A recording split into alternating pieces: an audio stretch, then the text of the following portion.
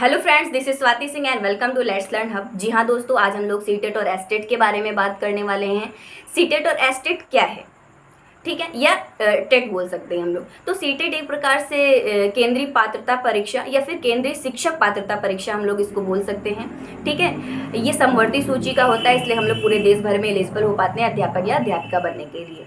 ठीक है दोस्तों, आगे हम लोग स्टेट पे आते हैं। तो ये एक स्टेट लेवल का एलिजिबिलिटी टेस्ट होता है। जिस भी स्टेट से आप बिलोंग करते हैं, यूपी हो गया, अदर्स जो भी स्टेट हैं आप जहाँ से बिलोंग करते हैं, वहाँ का जो अपना रूल होता है, जो भी एलिजिबिलिटी टेस्ट होता है। तो हम लोग सीटेट में आते हैं। तो सीटेट 2011 से इसकी शुरुआत हुई थी। तो पहले क्या होता था, इसके आपका सब्जेक्ट, इसको सब्जेक्ट आपके पता ही होंगे कि क्या क्या सब्जेक्ट है। सीडीपी, हिंदी, इंग्लिश, 2 लैंग्वेज आते हैं, ईवीएस हो गया और मैथ्स हो गया। ठीक है, तो ये 5 सब्जेक्ट होते हैं। पहले क्या होता था, 1.5 घंटे का एग्जाम होता था, बहुत ही कम रिजल्ट आता था, 2 से 3% रिजल्ट आता था, बाकी सारे बच्चे फेल होते थे। तो इस स्ट्रेटजी को चेंज किया गया है।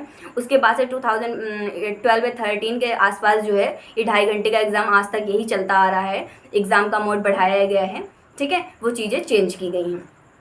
ये 30 मार्क्स के होते हैं और टोटल 155 सब्जेक्ट में आपको 150 नंबर का एग्जाम होता है। और आपको पास मार्किंग के लिए 90 मार्क्स या 90 प्लस मार्क्स लाने होते हैं। इसमें सिर्फ आपको मार्क्स नहीं माने रखते हैं, इसमें सिर्फ आपका जो है आप पास हो, आपको एक पास का सर्टिफिकेट होना चाहिए। इसके बाद एलिजिबल हो पाते हैं आप। जो भी यूपी का जो रूल होता है अपना शिक्षक बनने का, अदर का जो अपना रूल होगा, तो वहाँ पे आप टीचर कैसे बन पाएंगे। सीटेट देने से ये फ़ायदा होता है, आप सेंट्रल लेवल में कहीं भी 99% स्टेट ये मान रखते हैं कि वो सीटेट को मान लेते हैं।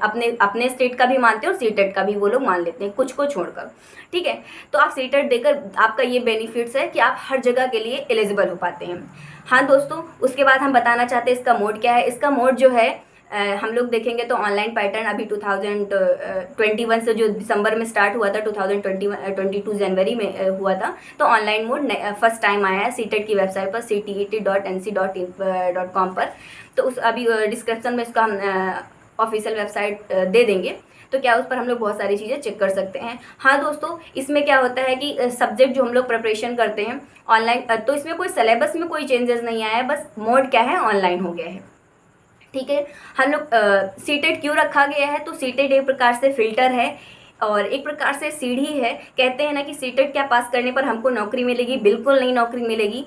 सीटेट पास करने के बाद आपको नौकरी नहीं मिलेगी, लेकिन बिना सीटेट पास किए हुए भी आपको नौकरी नहीं मिलेगी। ठीक है, तो हम लोग को क्या है, सीटेट पास करना बहुत ज़रूरी होता है, बहुत क्या मतलब कंपलसरी ही होता है एक प्रकार से। सीटेट हम देंगे तो आगे एग्जाम के लिए एलिजिबल हो पाएंगे, जो अपना रूल होता है। सुपर टेट वगैरह हमारे यहाँ यूपी में होता है, जैसे मतलब अदर स्टेट में जो भी होता है, दिल्ली DSSB वगैरह है।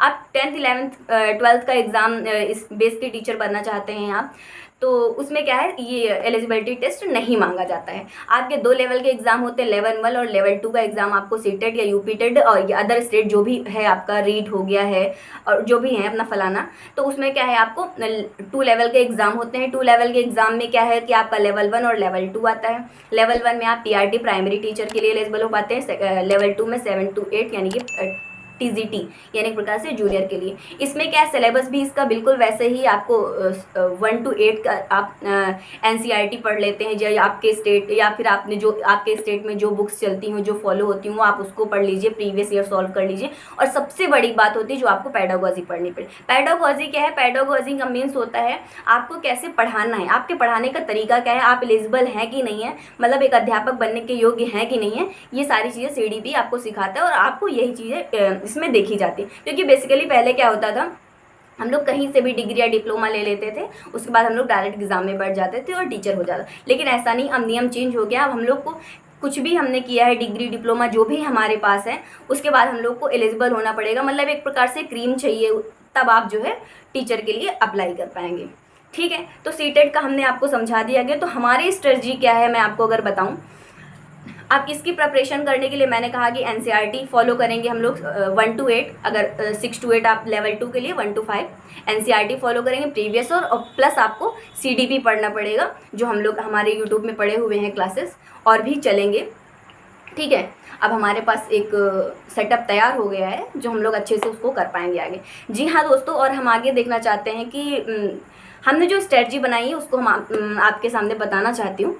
स्ट्रेटजी मेरी ये है कि सीडीपी मैं पूरा करवाऊंगी। सीडीपी में जितना भी सब कुछ आएगा, इसकी जो भी 100, 150, 200 जितनी भी क्लासेस बन पाएंगी मैं बनाऊंगी। ठीक है, धीरे धीरे चलकर मैराथन भी करेंगे। मतलब हर चीज़ हमने सबको सोच के रखा है, पूरे तरीके से अच्छे से बेहतर बना के रखा है। और सबसे बड़ी बात ये होती है कि देखो, जैसे आप कि सीटेट का जो सिलेबस है उसमें आपने हिंदी मान लीजिए लैंग्वेज, ठीक है, तो हिंदी 15 नंबर की हिंदी होती है और 15 नंबर का आपका पेडागोजी होता है। ठीक है, ये बात समझ में आ रही है। कहने का मतलब है कि 150 मार्क्स का आपका एग्ज़ाम होता है, 30 मार्क्स का एक सब्जेक्ट होता है।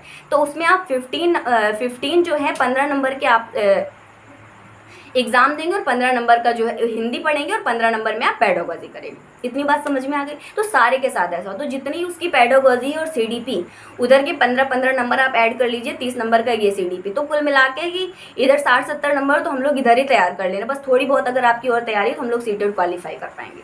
ठीक है, इतनी बात समझ में आ गई। तो ये मैंने स्ट्रेटजी तैयार की हुई है। पेडागोजी मैं बताऊंगी, सीडीपी मैं पढ़ाऊंगी पूरी तरीके से।